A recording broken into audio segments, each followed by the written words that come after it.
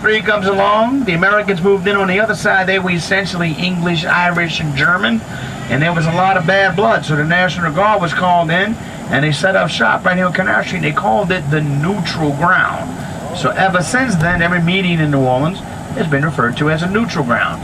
Now, let's say you got a friend in a Mardi Gras parade. You say, hey, man, what float are you on? 10. What side? Sidewalk side or neutral ground side? That way you know where to stand so that your friend can throw worthless plastic at you. Have you ever been to a Mardi Gras parade?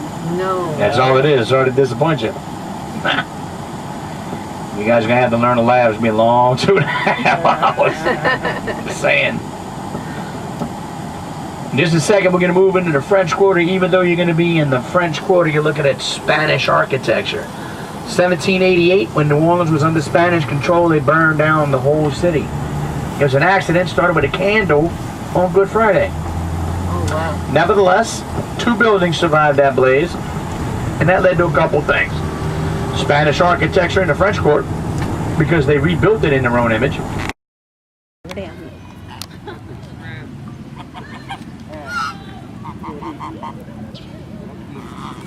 Hey, how many of those?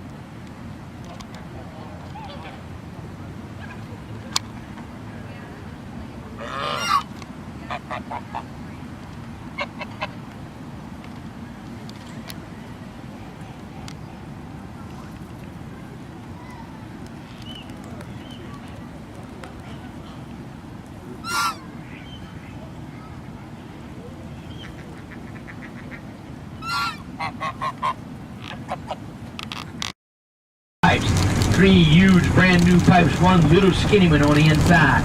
The little skinny one on the inside is the old pipe. That's the only one we had. Each one of these new pipes, these larger pipes, by themselves can fill an Olympic-sized swimming pool every 7 seconds. And the pumps are now automated.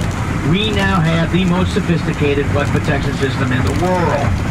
So they tell us. Check it out. But that's the Katrina portion of the show, folks. What do you think? What do you say we talk about something a little bit more upbeat? Yeah. All right. Right up here on the right, Lake Lawn Metairie Cemetery. That's where I'm going to be buried. My family plot is behind this big building on the other side of this trestle to the right. My daddy, my grandparents. Now, everybody likes fried chicken. You guys ever heard of the Chicken King, Mr. Al Copeland? You ever heard of Popeye's Fried Chicken? Yeah. And you heard Al Copeland, that's who founded it. He's from New Orleans. He's buried in the biggest one, of course. He's the Chicken King. For me and the Chicken King will be neighbors for eternity. Onion rings forever. You go in this main drag right here. Here's the 4th one with the fence around it. 1, 2, 3, 4. The Chicken King, Al Copeland, found the Popeyes buried right there. How about that? Now notice how the main drag in this cemetery is a big oval. See that? How make big turns? Long before this was a cemetery, it was a racetrack for horse racing. You gotta have a sense of humor to live in New Orleans, folks. Alright, are you still with me? Are you having a good time? Well, let's go uptown. Questions, comments, fears? Huh? Top of the next overpass, you're going to see Xavier University. Xavier's an HBC, historically black college, right here in New Orleans. They send more minority students to medical school than any other college in the country. Excellent school. No, this is not the one with the good basketball team. That is Xavier of Cincinnati. This is the one with the nationally recognized pharmacy school, Xavier of New Orleans. And it would be nice if these hardworking men and women got as many headlines, am I right? But check it out, coming at you straight ahead, everything with a green roof and everything in between. Xavier University of New Orleans, folks.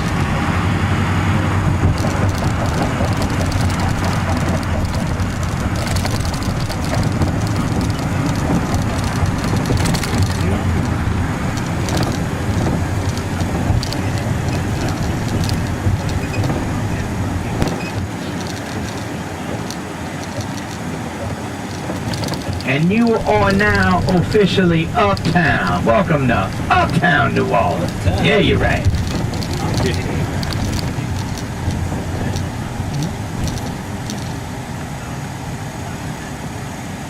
Now, coming up in about a mile, on your right,